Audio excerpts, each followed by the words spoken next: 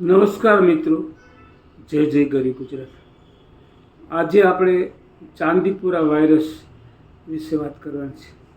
તો ચાંદીપુરા વાયરસ છે એ send fly માખીથી થાય છે. સેન્ડ ફ્લાય માખી ઘરની અંદર જે કાચા મકાનો છે, જે તિરાડો છે, એની ઉપર રહે છે. ભેજવાળી જગ્યા અમને ખૂબ માફક છે. નાની એવી માખી છે જેની રોગ પ્રતિકારક ક્ષમતા ઓછી હોય એવા બાળકો, 14 વર્ષ સુધીના બાળકોને વધારે જોખમ છે. ચાંદીપુરા 60ના દશકાની અંદર ચાંદીપુરા ગામમાં આવેલો વાયરસ હતો. આ જૂનો વાયરસ છે અને ત્યાર પછી તો ગુજરાતની અંદર 2010માં આણંદ ખેડામાં પણ આ કેસ નોંધાયેલા છે. તો મિત્રો, ચાંદીપુરા વાયરસના લક્ષણો શું છે? તો કે ચાંદીપુરા વાયરસની અંદર, આ રોગની અંદર એક જોરદાર તાવ આવે છે બાળકને ઉલટી થાય છે, બાળકને ગરદનમાં ખેંચ આવે છે, બાળકને માથાનો દુખાવો થાય છે. ચાંદીપુરા રોગથી ગભરાવાની જરૂર નથી, પરંતુ આરોગ્ય વિભાગનો સંપર્ક કરવો. ગુજરાત સરકારનું આરોગ્ય વિભાગ ખૂબ જ સક્રિય છે.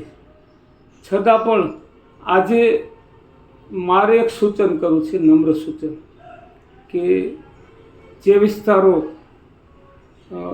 ગંદકીયુક્ત છે, કોર્પોરેશન તેમજ ગ્રામ્ય એરિયામાં, એવા વિસ્તારોમાં ખાસ જંતુનાશક દવાનો છંટકાવ કરવા હું અપીલ કરું છું. ખાસ બજેટ ફાળવી અને આ વસ્તુ કરી શકાય. એના માટે આપણે આ વસ્તુ કરીએ. બીજું તો વસ્તુ એવી છે કે ચાંદીપુરા વાયરસ છે એનાથી બચવા માટે આપણે શું કરવું? તો કે આપણા જે બાળકો છે એને ખુલ્લા શરીરે ઘરની અંદર તેમજ ઘરની બહાર રમવા ન દેવા.